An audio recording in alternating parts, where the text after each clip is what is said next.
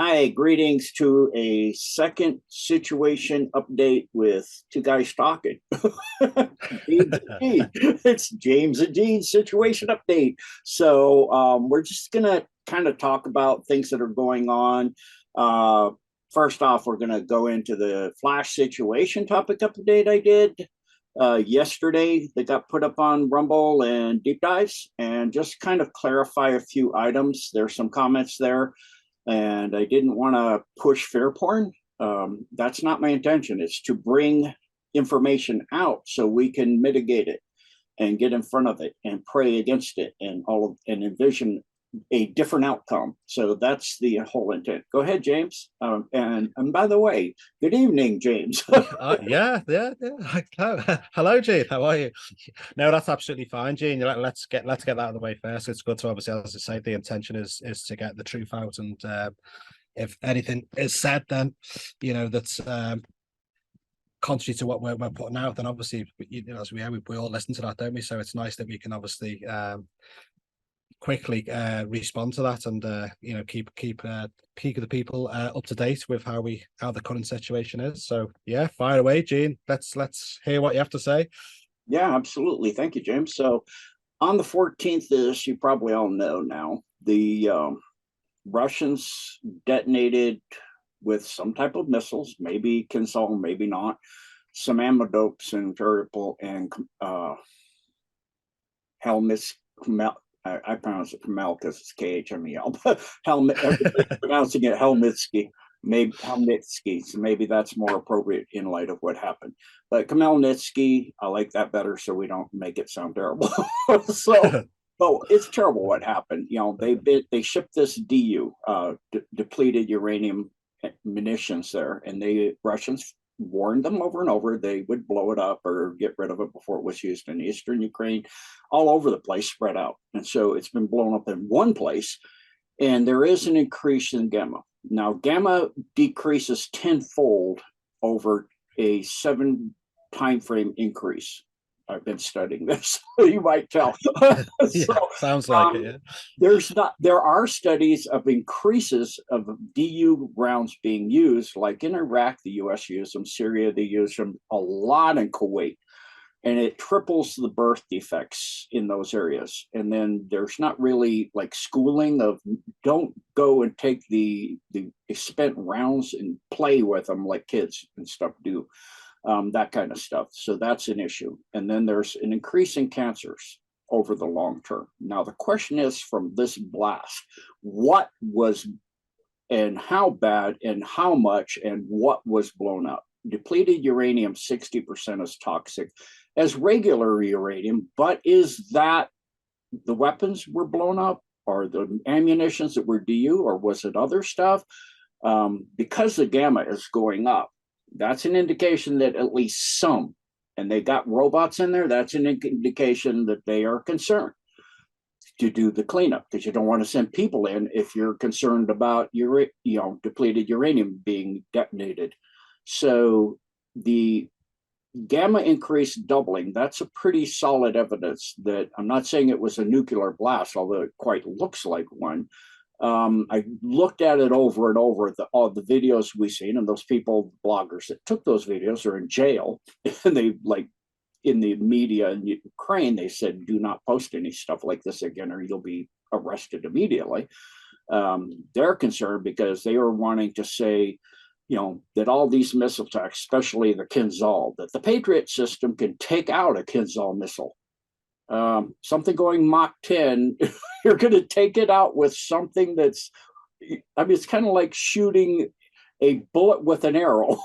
Okay, maybe if we're really good, because the Kinzhal kind of is aimed and shot, and it doesn't have a lot of like a harpoon missile or something from a submarine that I'm familiar with, or an ASROC or SubROC or something of this nature, where it can steer itself very close to the ground at high speed. It can't do that as much. So they say it's kind of not completely a hypersonic missile. In my book, if you shoot it, it's a missile and it's going hypersonic. Even if it can go from here to there and it doesn't steer itself much after it's launched, It's a hypersonic missile. It's a missile. It's flying and it's going hypersonic. So above Mach 5.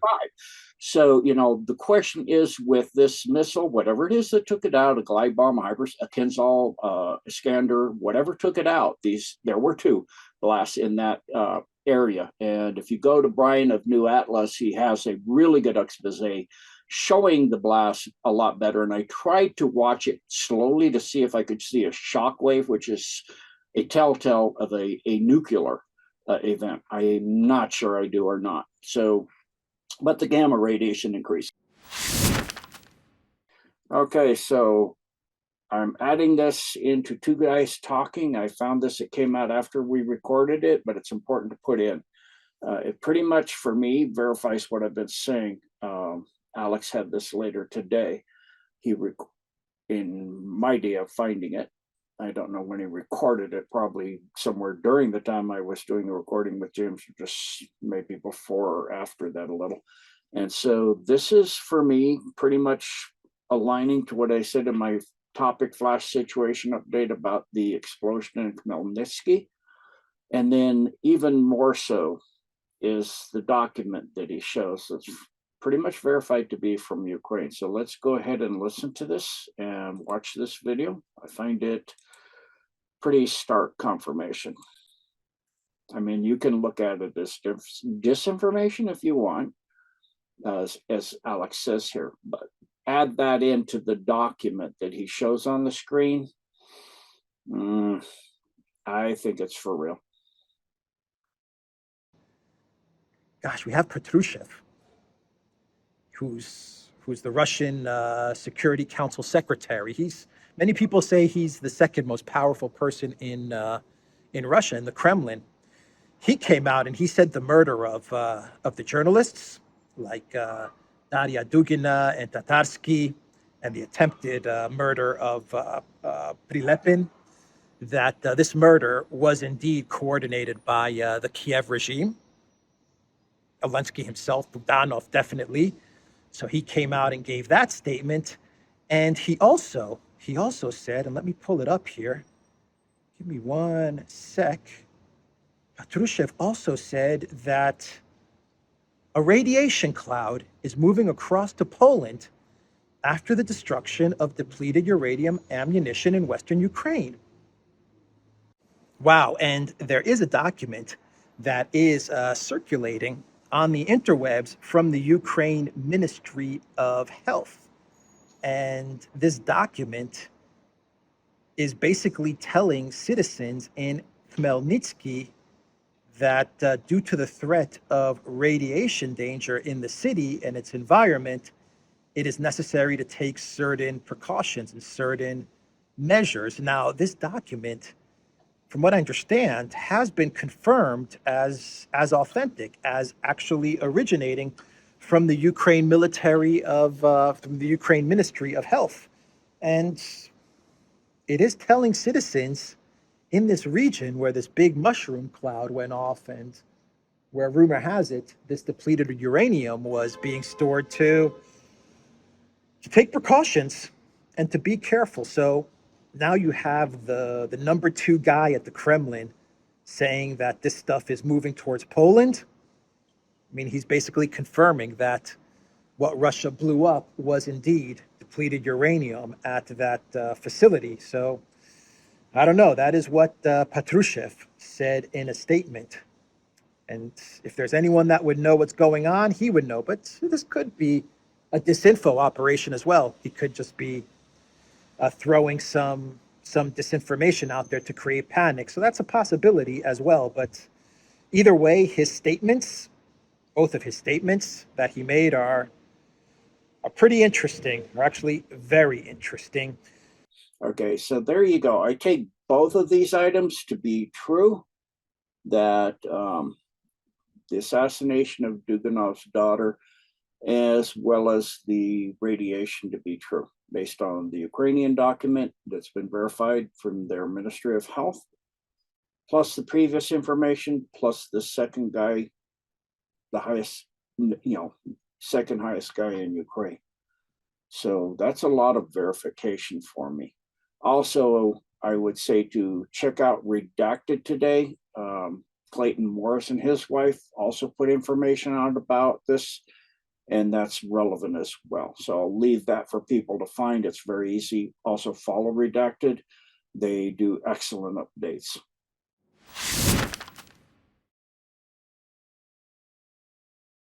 But the gamma radiation increase, although in the long term, that's not, that penetrates a bit more. It doesn't penetrate, like alpha and beta doesn't penetrate much in the skin or the clothing. Gamma does, but it will be gone fairly quickly.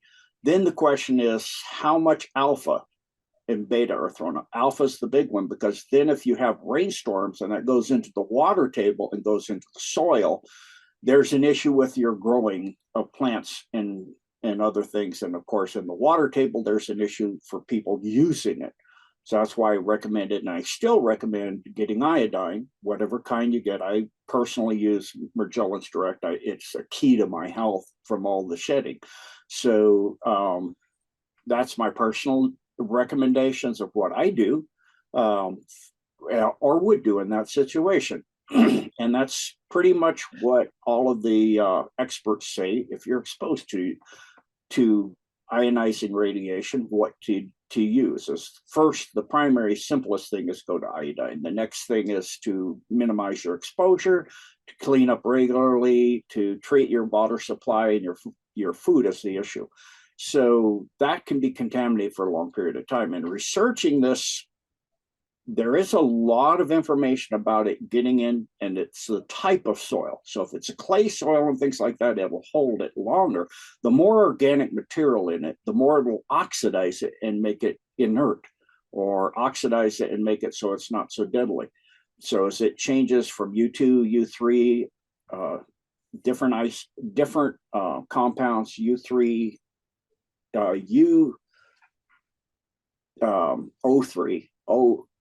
O2, O3, uranium dioxide, trioxide, and then U3O8 are the main three things you're looking at. And then you're looking at it getting into the soil. So the more, turns out, bioactivity in the soil, in other words, the more nutrient the soil is, the more organic it is, the more it'll oxidize it. Well, the most organic soil on earth is Ukraine.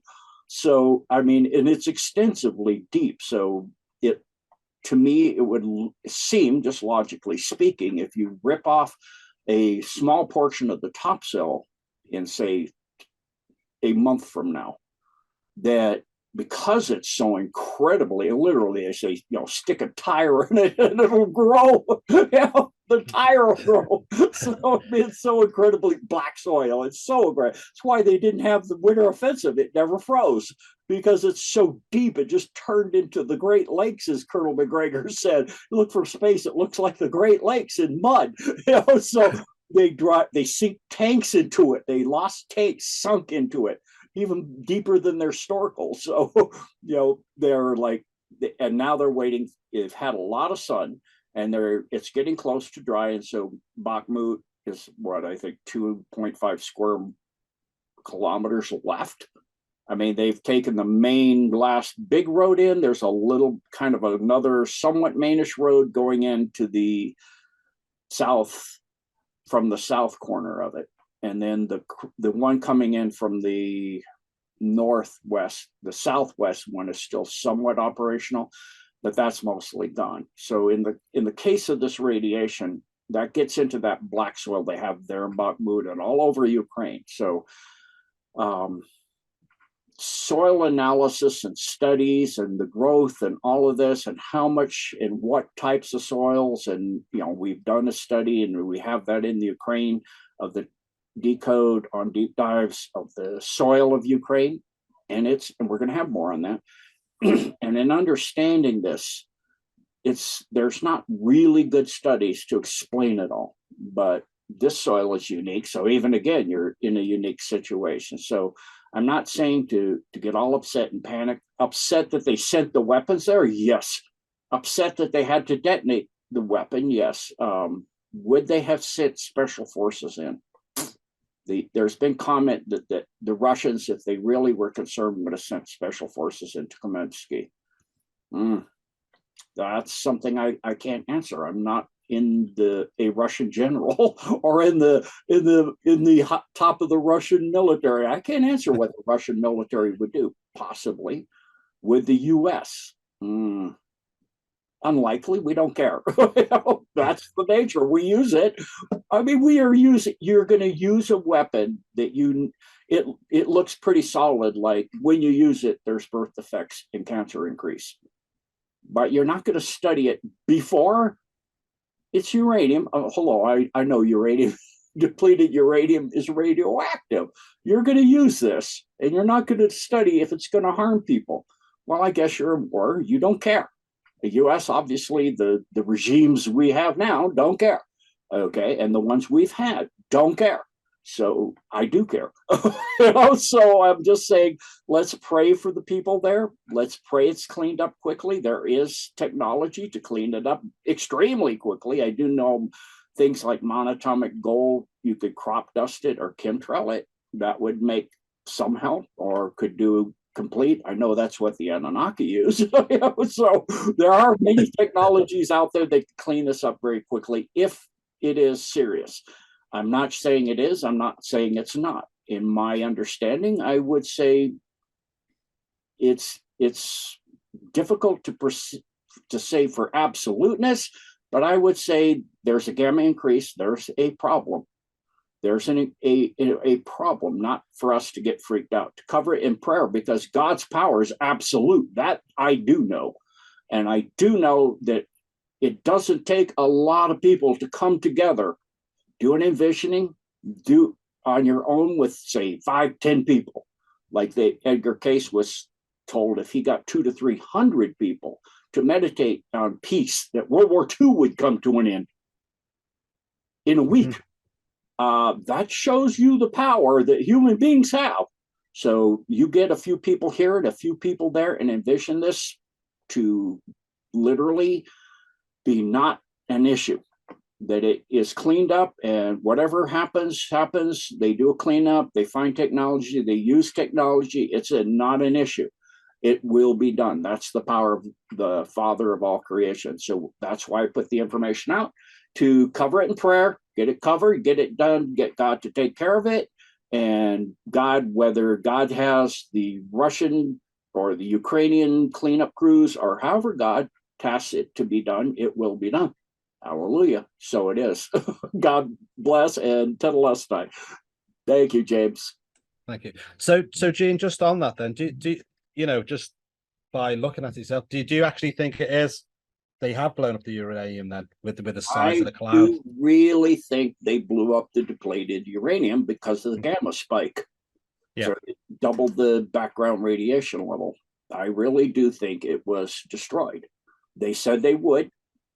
They knew where it is. One thing that's incredibly obvious over the recent hours of the last few days, they have had missile strikes from 6 p.m. to 6 a.m. They're running out of missiles and ammo, are they? Oh, that shows they're throwing everything at them to freak them out, to make them think they're limitless. No, I would say they're essentially have whatever they need, whatever they want to do. Their military industrial complex is going 24-hour days, 3 huge plants going full blast. They've been gearing up for this for a decade. While they were digging in Ukraine, the CIA over in Ukraine, building Bakhmut into a fortress in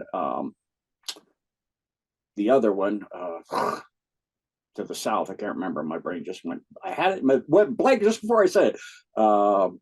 That went in, and that whole area into a line of fortresses, cities, and tunnels connecting a backup line of cities.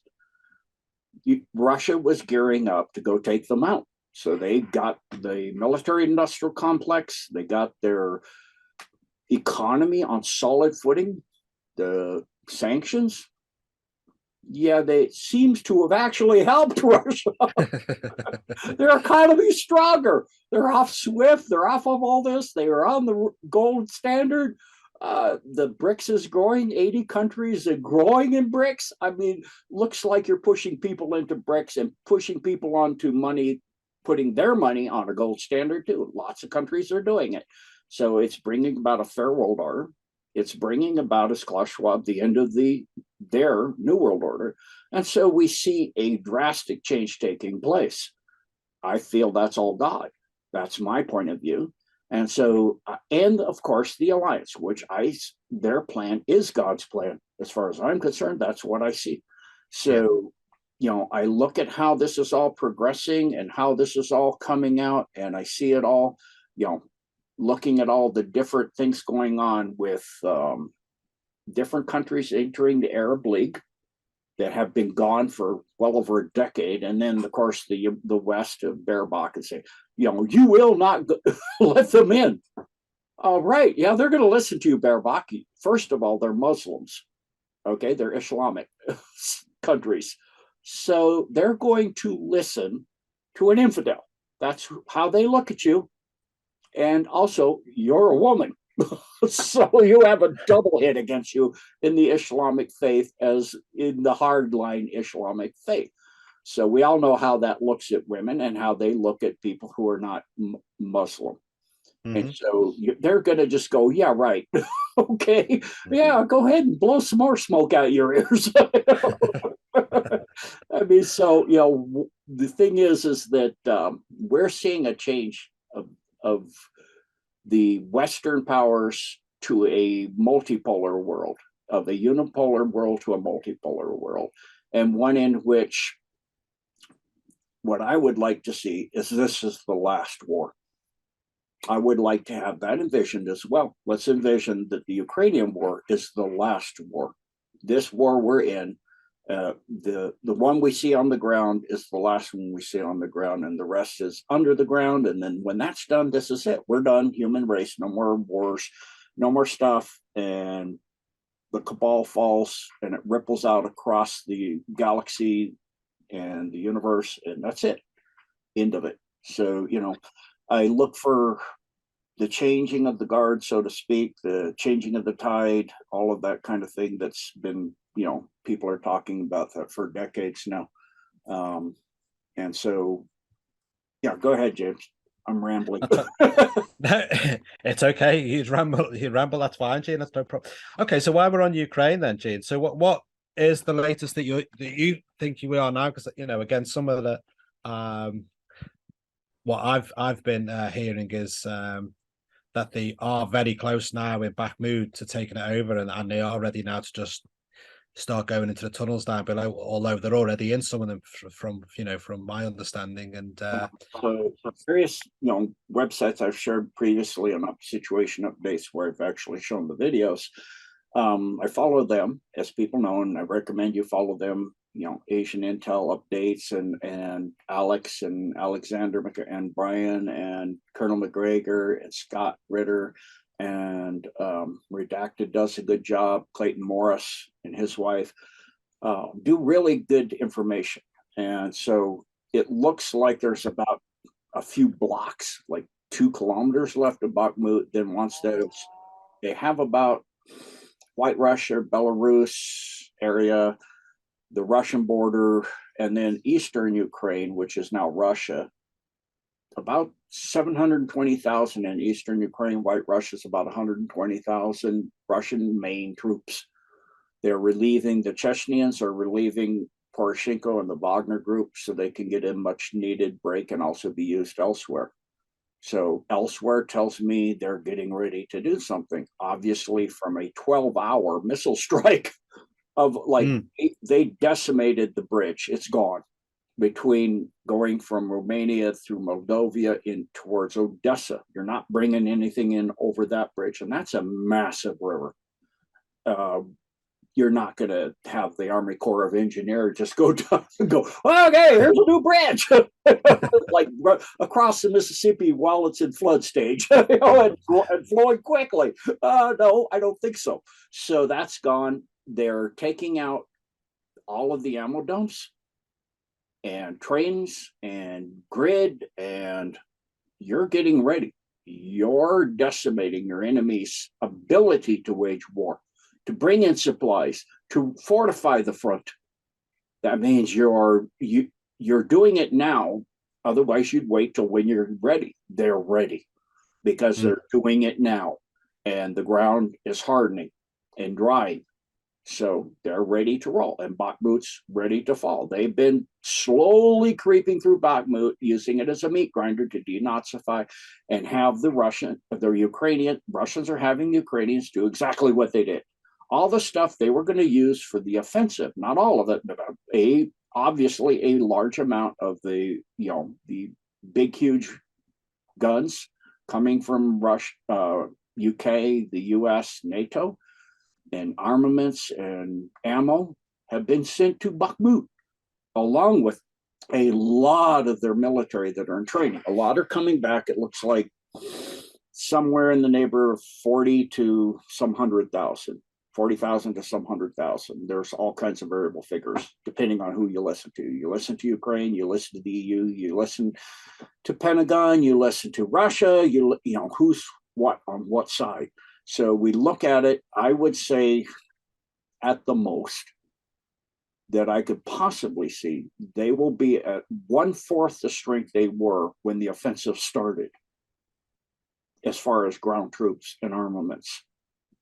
Armaments, the very best I would say they're going to be, because I've been sending them to Bakhmut, is I will give you 1/3. But Russians went in with a special military operation with a small force. What they have now is well over 500,000. I mean, well over. I know it's at least 800,000 poised all over the place. Yeah. So it's going to be a slow, precise steamroller, and it looks like they're going to take back what was Russia into Russia. That means Odessa. They're going to not have a seaport. Why? Because you cannot trust the West, obviously, with the Minsk Accords, the Ganymede Accords, any accord. You cannot trust the neocons, the Satanists, to uphold their word. All they do is buy time to fortify and arm up and invade and creep in, like they did with NATO. They keep creeping. Brian, or it was Colonel McGregor on Judge Napolitano. They made a map of all of the countries with missiles poised towards, like China, for example, or Russia, for example. And then they show it as if they move that same amount of bases and missiles and things around the US and Canada, Mexico, and Cuba. It's quite threatening. What would the US do? We'd declare war. That's what we would do. We wouldn't. We did it with just Cuba. So, and not like that, what the West has done with NATO. It keeps creeping and creeping. It's up to their borders. What are they going to do? Just sit there and go, yeah, no problem. When the West is saying, and Zelensky is saying, we're going to drive tanks into Red Square.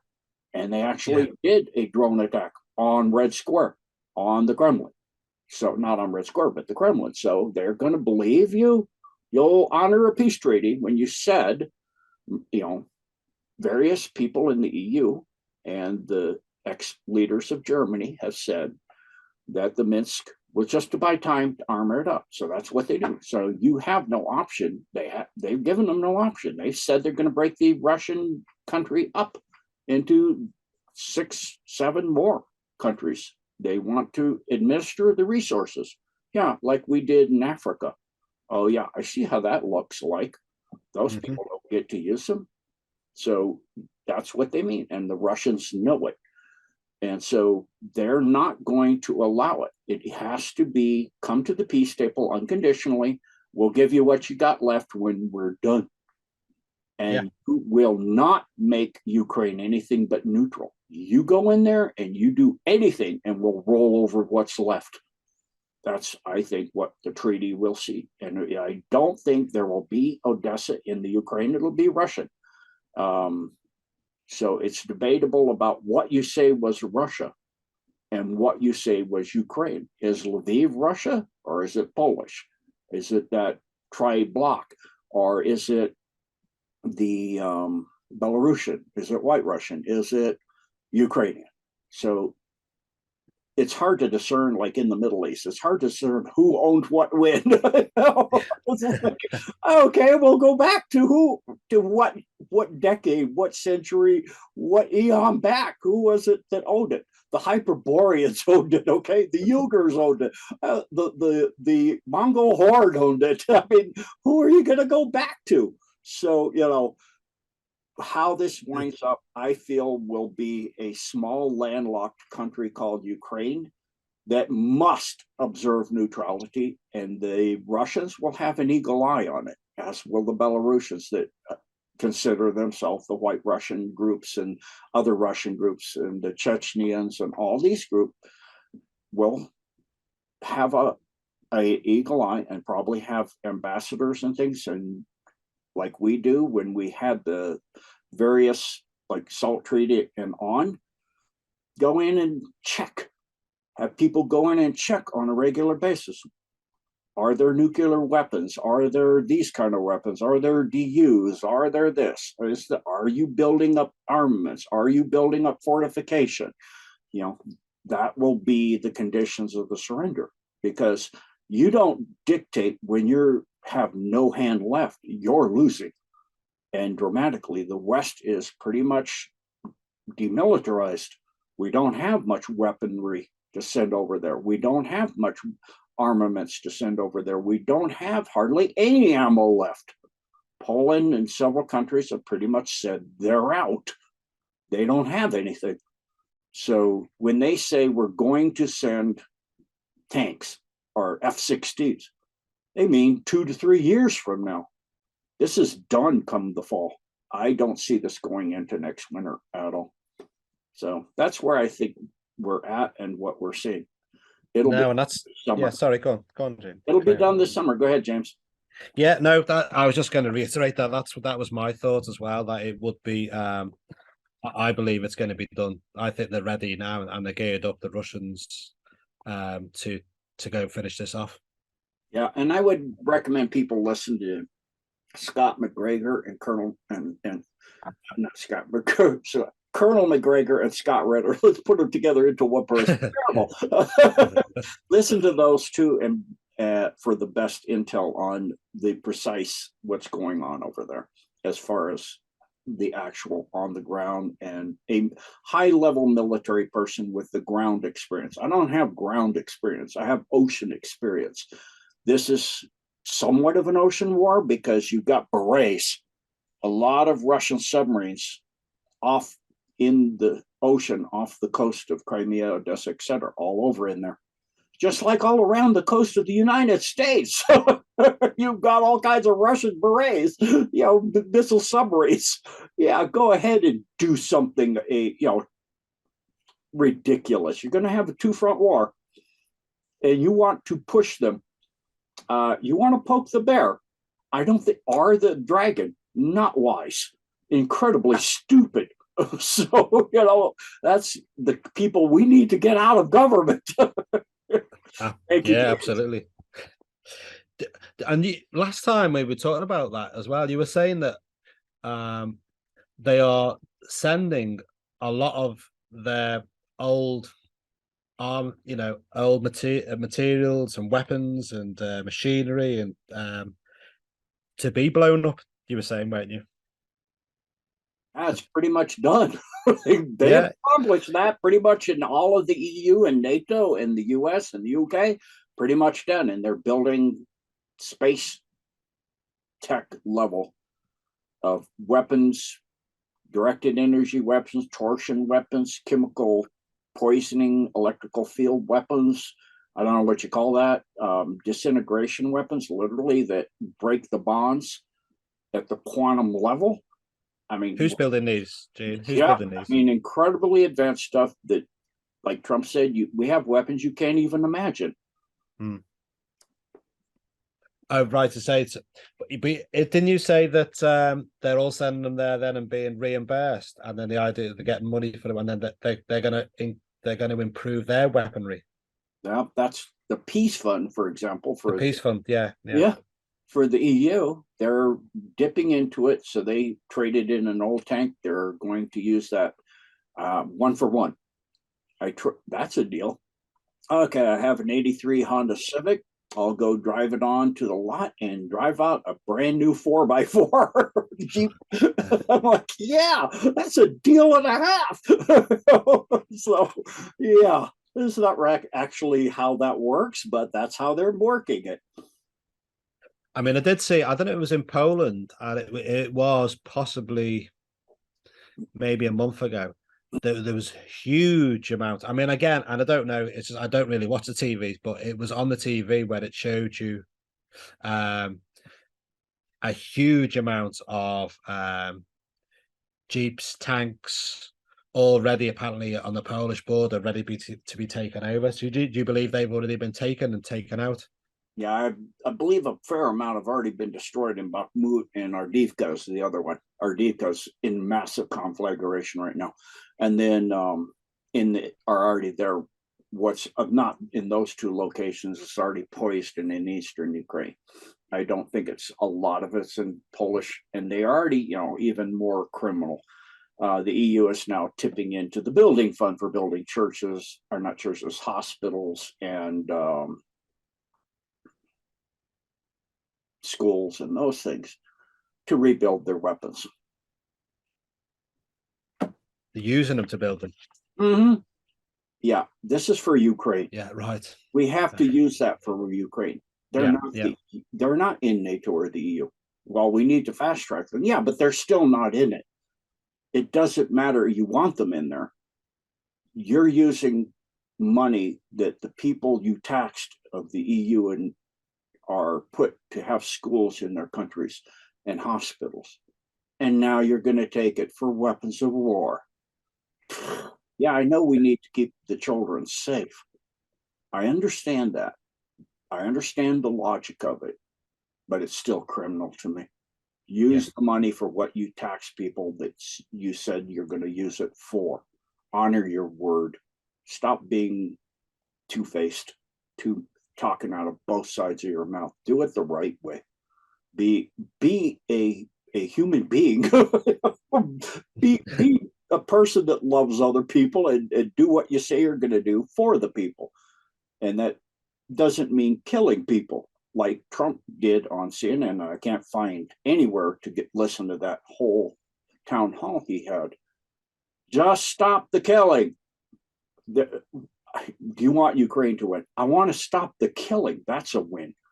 How about this? Stop killing people. Russian, Ukrainian, Polish, Hungarian, Romanian, anybody. How about that? How about that idea? Let's try something new. It's called Stop Killing People. The current administration has made it clear that we should continue to provide military equipment to Ukraine so that they can defend themselves.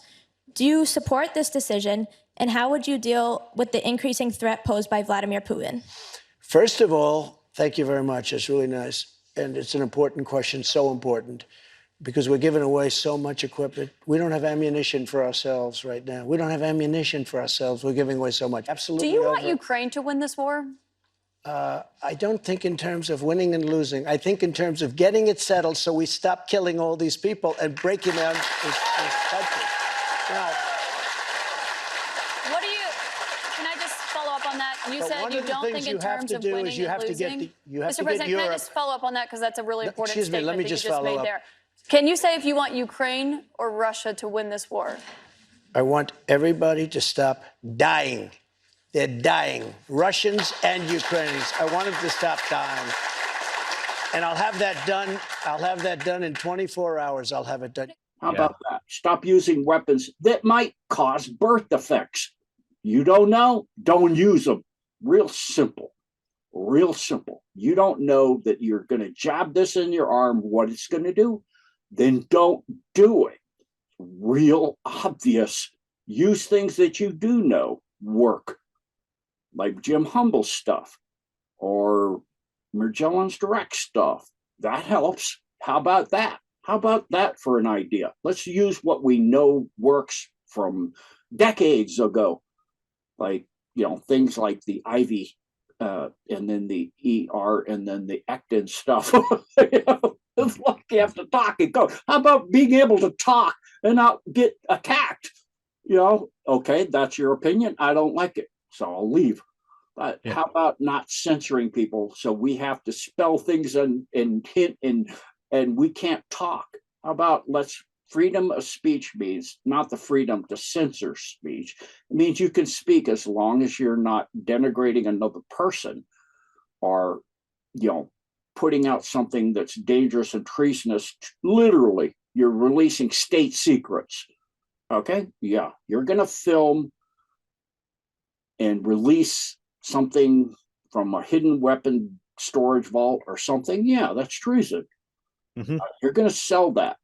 Yeah, that's treason, Mr. Joe. That's called treason. You're going to have it on your son's laptop and that's going to go to China. Those documents, that's called treason. Yeah, let's go after that. That's not freedom of speech. But freedom of speech means the average person can say certain words, N-E-Z-I, and actually say the word. So and say the Ivor thing without having to worry about it. Or say, what do you do for your health, Gene? Well, here's what I do. I take so many tablespoons of this called activated charcoal or so many teaspoons, and I can actually tell you what I do without having to worry about being taken to court because I'm practicing medicine without a license, even though I've studied it for 44 years. And I've used it for 44 years to save my life quite a few times. So I think it works. I'm pretty darn sure. And my dog and other people. And so, yeah, I use what works. How about let's go back to that idea? Thank you, James. Yeah, no, that's very true. That's very true, Gene, isn't it? Yeah, and I think a lot of that has been the pharmaceutical companies have been in there. I think I heard once that there's two pharmaceutical lobbyists for every politician. Yeah. So that obviously, we only want you to have what we have, and if you don't do it, and obviously attack all the others and close all them down, don't let any alternative medicines be in there. It's a monopoly. We own this space, and no one else is allowed to get in there. And as you just said there, there's plenty of other things out there which can help people and cure people, and it should be our given right to express what we use and be allowed to use it. It's we should be allowed to use them sorts of things for ourselves, shouldn't we? I understand there's got to be some sort of monitoring on it, because some people might give you something you've only tried once and it's there, so it has to have some sort of longevity where it's proven to do what it says it does. So exactly. So, you can see the effects of a lot of the big pharma stuff, and I don't find it some weird coincidence that if you tie that back to the Greek and Latin, it means witchcraft. We know what the Rockefellers are invested in: oil, and then they're using the majority of what you're seeing in big pharma comes from fractionalization of oil. And is that a good idea? Personally, I don't think so. So I'm just putting out, based on logic and based on experience of 44 years of using things, what works, what doesn't work. Look at the long term. Yeah, and and the one you mentioned before, the Jim Humble one, that there's plenty of evidence in there, isn't it? That some of the protocols that he has in that book, they work. And why you're not allowed to say it is just, it's unbelievable, isn't it? I think people should be allowed to read that and make up their own decisions, and take it. So yeah. Okay. So in regards to, I know we spoke a lot about Ukraine last time, but obviously it's a major part of what it is of completing this kind of mission to free this earth. Do you believe that it will be over this year? I know you did say to me, a couple of minutes ago, you think that it's getting that close, and if it does, how think the ripple effect around the world will happen from there? Yeah, I think it is causing a ripple effect around the world. I think the people, as Colonel McGregor said on Judge Napolitano, of the world, especially German people, they don't want this anymore. And not just the Ukraine. They don't want all of this leadership that we have anymore. They don't want people that just do the things they want to do, that don't support what the people's interests are anymore. They don't want that kind of leadership anymore. They're seeing the truth of it, and they're seeing, what's coming about. We're going to do a wrap up. Whoever wants to join me and Kevin, we're doing the energy decodes, the true science of it. And we put a big, huge thing together with Mr. Gregory Wrightstone, who's now going to be, I introduced him to Nicholas Vignamin. He'll be on his platform now. And we're hoping to get Dr. Harper, somebody from the CO2 Coalition. But in the meantime, we're going to do a wrap up of how does the Ukraine, the child trafficking, the Green New Deal, the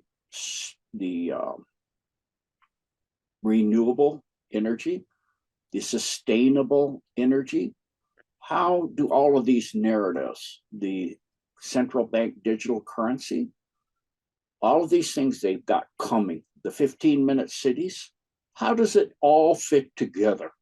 What is their overall goal? What is ESG? This is what they're pushing for, ESG, Earth's Shadow Government. They call it something else. The letters are ESG. What is ESG? What is it that all of these big corporations are going direct? What is going direct? They love these 1 word or 2 word sound bites, talking points. What is going direct? It means the companies control the countries, the governments. They go directly. They aren't about their shareholders even. They're about power. They're not about making money. They're about power, control. And so they're unifying it all under what is called ESG. So it's an important thing. The BFS, Kevin and I, we're going to brainstorm it out, how to get this out. I was going to do something, but I thought it's so important. Let's put it together right.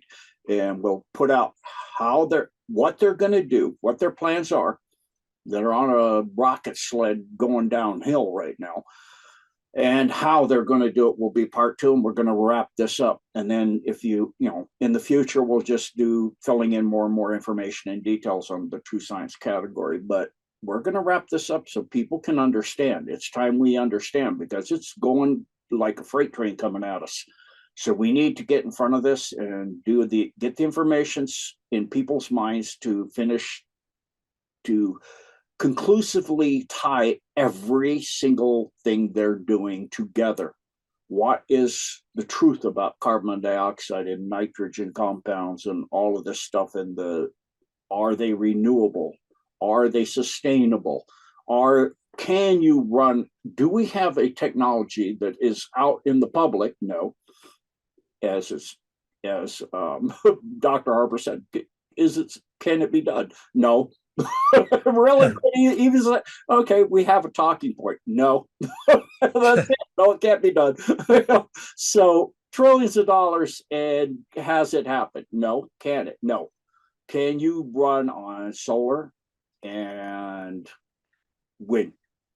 Yeah, if you're in a 15-minute city, you don't go anywhere, and you live when the sun goes down and the wind stops blowing, you live off of the batteries for a while, and then you better just go to bed, because you're living in about the 1400s. Otherwise, you don't have water, you don't have electricity, you don't have heating, unless you can't burn coal or wood or oil, because that creates a carbon footprint. And so that means you get a dock on your carbon credits.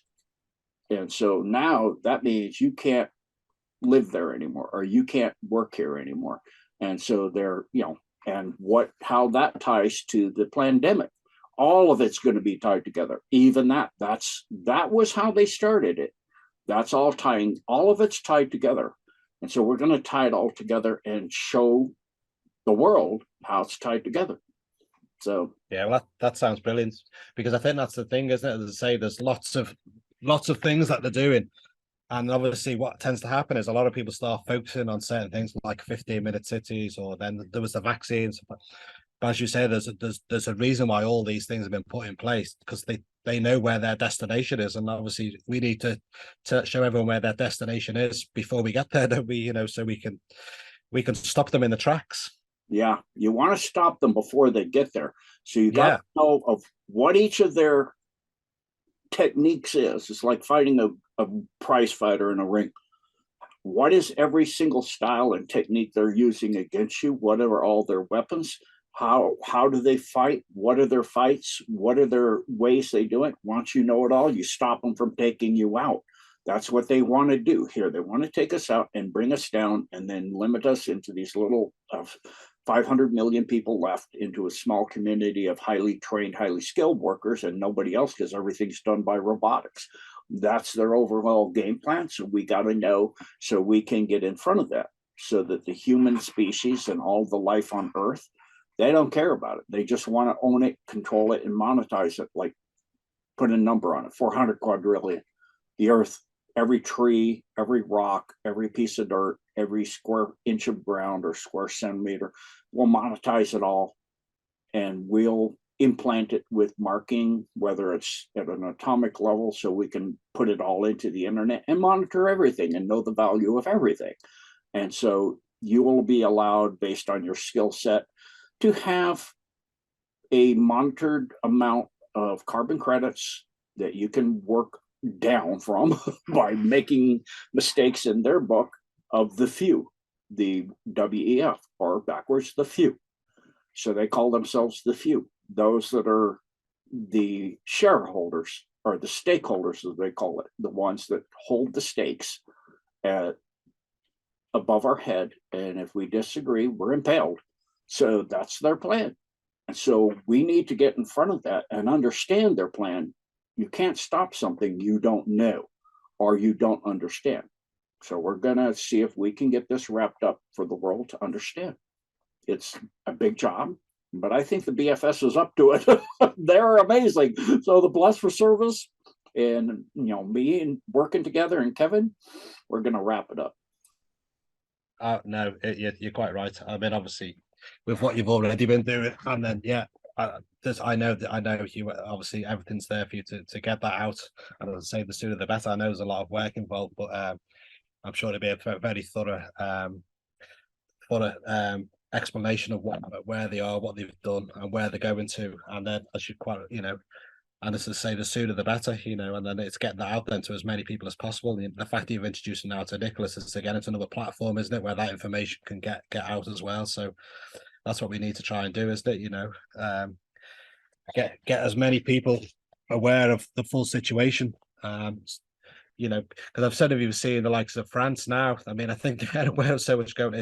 I thought it would have eased off a little bit. It's getting even worse, isn't it, in France?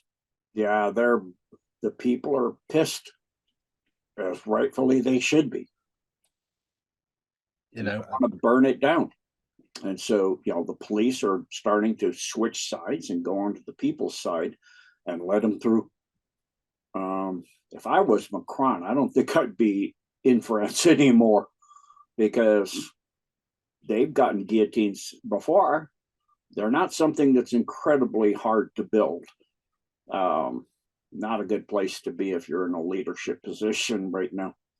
Just administer it from the outside and give them back their rights and their retirement the way it was. If that's what they're pissed about, give it back, because your days are numbered if you don't.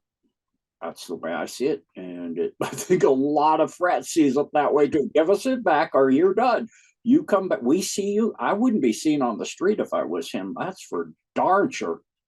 So same thing with, because of the attack on the Kremlin with Zelensky, I'd have my body double out running around. I don't think I'd be running around unless I had an incredible protection with me, layers and layers and layers of stuff. I mean, I would be a bit nervous, and but I don't think the stuff he does. You want to know the type of leadership Ukraine has? Go look at the present that he gave to the Pope. When he went and met the Pope, he went to Italy and he met the leadership of Italy and he met the Pope. And he gave a picture of the Virgin Mary with baby Jesus in her arms. But baby Jesus wasn't there. He was cut out of the picture, blacked out. Are you kidding me? Wow, that's a huge statement. Yeah, you're dissing the Pope, you're dissing the Christians, you're dissing the Roman Catholic Church, you're dissing, that's the country we're supporting and sending billions of dollars to this guy. So now, what's his name? The guy that said, like me, that the pipeline was blown up by the Western Power, Seymour Hirsch, I think it's the guy's name. Yeah. He's now saying they're trying to buy Alinsky to retire. We'll give you this amount of money, and you just go to your villa in Italy that you own, and we'll keep you safe, and you just leave, unconditionally surrender, and you can keep that villa and your other homes all over the world, and we'll give you this amount. No, that's not enough. I want more. So they're bartering now. They're like bartering homes and properties and trying to buy him out. It's like, okay. But after he did that to the Pope, I'm amazed they are. I don't know if that's Italy doing that. I don't think so. Maybe the French, or maybe the EU as a whole. But Burrell and those people, and van der Leyen, I don't know if they would go there because they're all about money too. So, but Seymour Hirsch said they're trying to buy him out now. I wouldn't put it past people, but it's definitely different. I got to say that we'll get peace. And how about taking 100 million or 500 million? So, and just fade away. So, and offer that to various people in there. And we'll put you up and, with all the hot ladies and hot kids, or not kids, but hot ladies and hot men, whatever you like, no children, although that may be their predilection. We're not going there. We're not doing that. So, but I mean, that present that he gave to the Pope is just, it speaks more than anything else. It shows that what is going on with the churches in Ukraine, of burning churches and imprisoning monks, is true. It's what they said is going on there. I don't know. I'm not in Ukraine, but you can go to Italy and see what he gave to the Pope. And I have people in Italy, I know. So it's true. In regards to the, sort of like Macron in France now, I mean, we spoke about before that a lot of these leaders are maybe not the leaders, so they've been, I don't know, the clones or the actors. Do you still think that is the case? And this is part of the plan to just kind of rile the people up? Yeah, it's to get people to wake up to the truth of what's going on.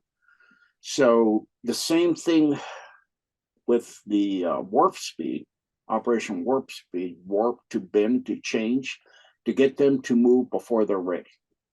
And the same thing with the ammunition, to get it gone before they use it, to get them to play outside their game, to get them to move their pieces too soon or before they all have them in place, to reveal their hand, so to speak, to reveal what offensives and what things they're doing, and to get them to play into it. So obviously they're doing everything they can. They're in a panic mode. I wouldn't say they're in a terrified mode. They don't do terror fear, but they're in a mode of defense, and they're not ever been in a defensive mode. So as I've said many times, so now with the train derailments and all this stuff, that's become evident. They're using low-level operatives and lower-level techniques, and of course, flooding people over borders, across borders. Same thing with weapons going all over the Europe and Middle East from Ukraine. They're creating issues they can then go in and solve later. That's their nature. So I'm sure that all of that's being tracked by the Alliance, and all of this is in their game plan. They knew all of this long before it started. So both sides are in this 5D chess game. But yeah, I mean, that was something that again I've kind of picked up on, in the fact that there's a lot of it that are allowing it to happen, because they were saying a lot of the top ones have been taken out, and it's the middle ones now that are coming out. So they'll allow them to do this and let them fly over the border and things like that, because then they know where they're going, who's looking after them, who's the people in charge of them, so that they can monitor all them. And obviously start picking up the rest of them. Starts to gather up the middle section of evil.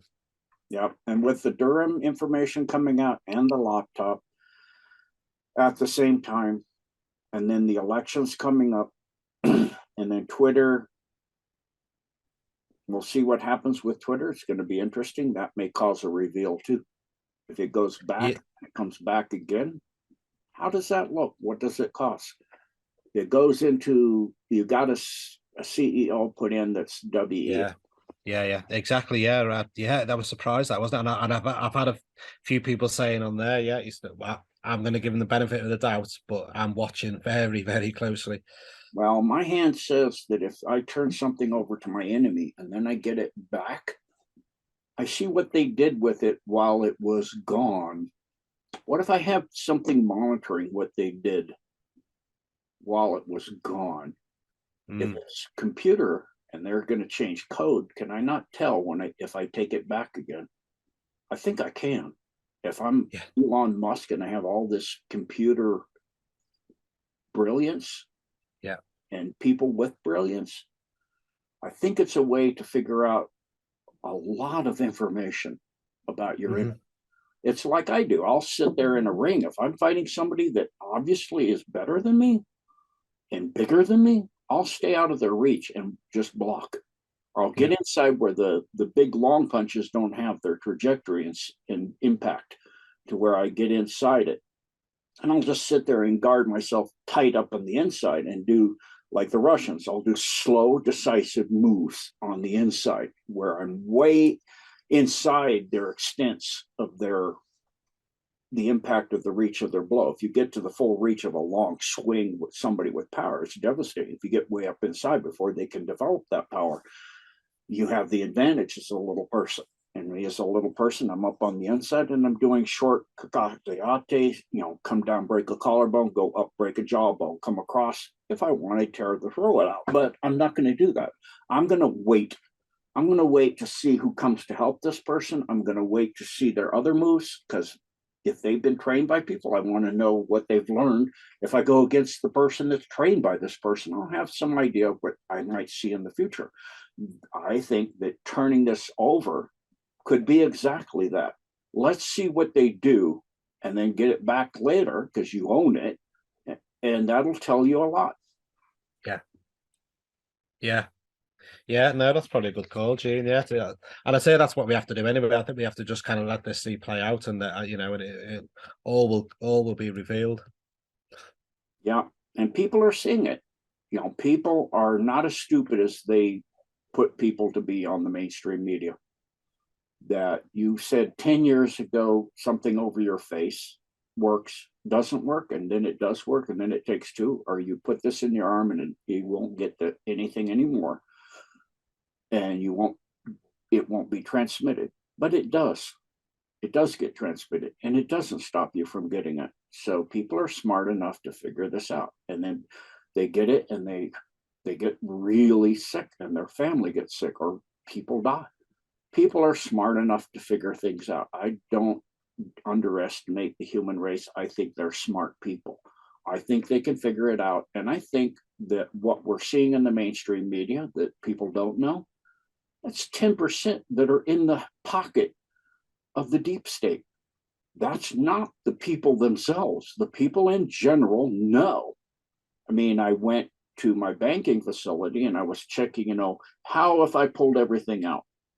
How much time do I need to give you? Notice, what's my insurance on my different accounts? Do they combine into the 250,000, or is this separate, or is this? I'm delineating. And I started talking to them, oh, are you in front of the screen all day? I'm in front of screens all day. Yeah. I have a grounding mat. Have you ever heard of that? So they're going, yeah, I've heard about that. What does it do? So giving little pieces of information, and and the lady immediately asked, so have you heard about them pulsing stuff through the screen? Yeah, I have. Oh, is there ways to deal with that? I said, yeah, there are some. She goes, what are they? So, and I went into, she goes, what do they pulse? So I started talking. The other lady's kind of looking at the other one like she's kind of half wigged, but she's kind of still listening. Yeah. Yup, kind of still listening. That tells me a lot. even though you're a little half wigged out with it, you're still going to listen. It's not like before people would walk out of a room on me by the droves. Pretty soon I'd be like in the Stargate series. He's giving a lecture about pyramids where landing pads, and he got done. And there's nobody there. This is like everybody left the room except one person or two. It's like that's how my lectures used to be.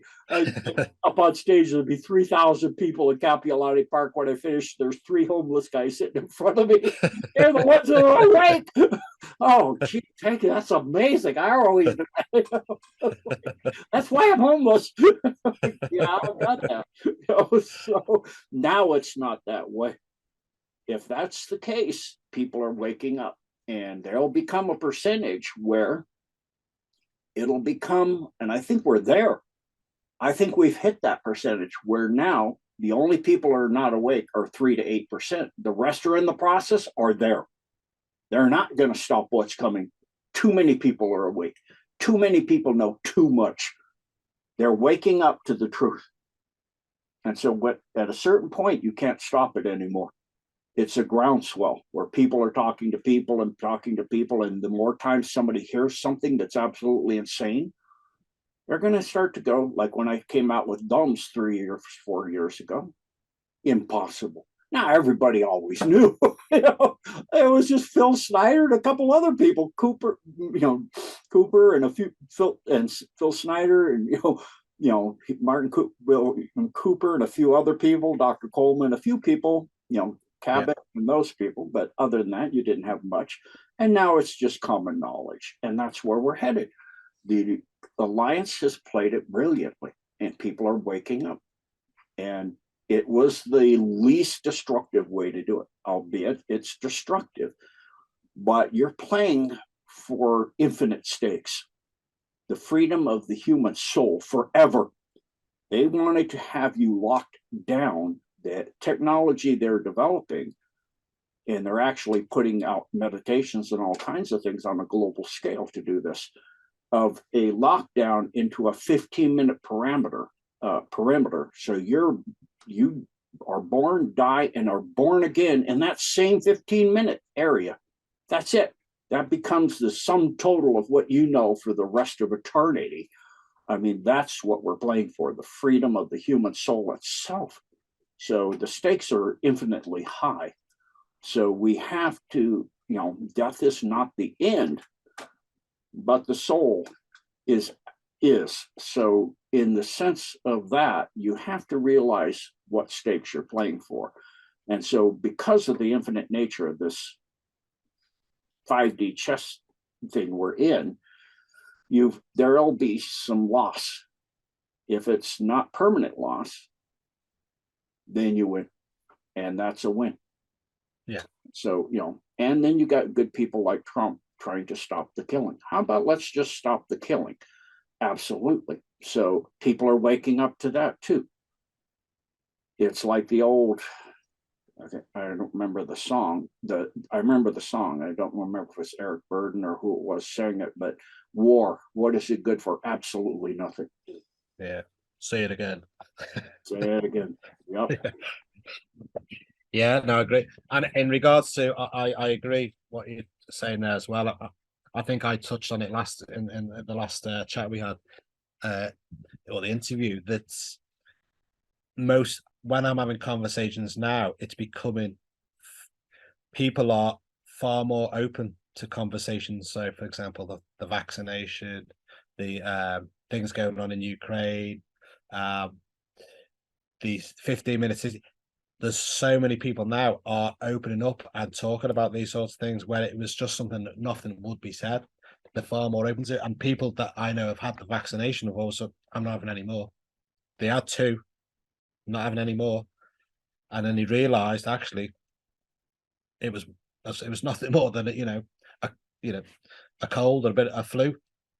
And what they've done there, and I think they've realised what was happening there, and all these control measures come in. So lots of people now are picking up, and it's becoming, as you said there, like it started with the DUMS, no one heard of it. All of a sudden, it's like everybody knows. So it's a slow process, but I'm certainly seeing that it's being brought into people's conversation. and a seed's been planted. And I think you said last time, it's, you know, it's a lot of this is like, it's like poking a hole in a piece of paper, doesn't it? Let the light shine through till eventually it's gonna blind you with what, you know, with the amount of information that's coming out. And I think it has to be that way. I think the more I've learned over the years, the more I realize it had to have been done like this. Because if for example, tomorrow, or say 3 years ago, they just went, this is what they've been doing, this is what's been happening, I think the amount of people that would have probably died or committed suicide or would have been immense. But the fact that it's doing here and it's planting a seed, and people are starting to adjust to the what's been happening and what they're trying to do, is allowing them to start being more accepting of the situation and doing something about it to stop it. Yeah, absolutely, James. So I think we kind of finished that, Gene. So I just wanted, if I could, I wanted to kind of go a little bit maybe on a positive. Well, you know, we like most things we do are positive what we're trying to do, but I would like to just change it now and let's see. 5D Earth. Could we talk about 5D Earth? Absolutely.